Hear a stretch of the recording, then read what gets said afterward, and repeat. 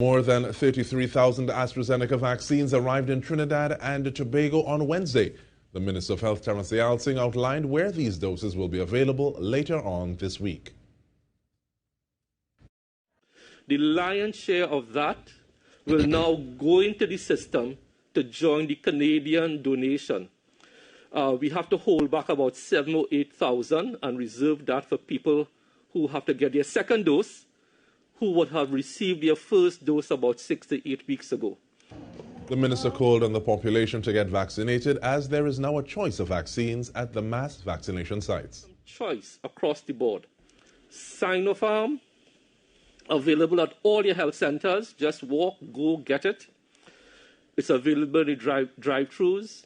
It's available in our outreach programs, in churches, temples, mosques, community centers. Minister Deyalsingh noted that on Monday and Tuesday, more than 7,000 AstraZeneca vaccines were administered daily at the mass vaccination sites. Trinidad and Tobago is to receive a donation of 305,370 doses of the PFIZER COVID-19 vaccine from the United States government. This represents 77% of the United States commitment to Trinidad and Tobago. The announcement by the U.S. Embassy confirms the nearly 908,000 doses the United States has committed to donating to Trinidad and Tobago. The embassy says that sharing millions of U.S. vaccines with other countries without any strings attached signals a major commitment to the public health efforts of Trinidad and Tobago by the United States government.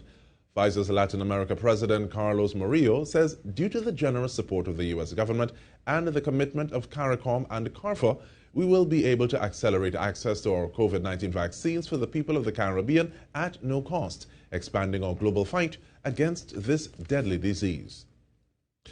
The Ministry of Foreign and CARICOM Affairs has confirmed that the PFIZER vaccines are due to arrive at the Piarco International Airport at 8:15 a.m. on Thursday.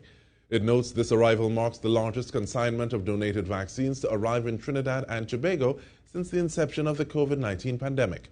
Expressing heartfelt appreciation in a statement on Wednesday, Line Minister Dr. Amory Brown said the particulars of this generous donation are the result of sustained dialogue, diplomacy and negotiations involving both the United States and the Trinidad and Tobago governments, other CARICOM member states, the Caribbean Public Health Agency, CARPHA, and PFIZER. Prime Minister Dr. Keith Rowley, in his capacity as the then chairman of CARICOM, initiated and led this effort to secure vaccines on behalf of Trinidad and Tobago and CARICOM.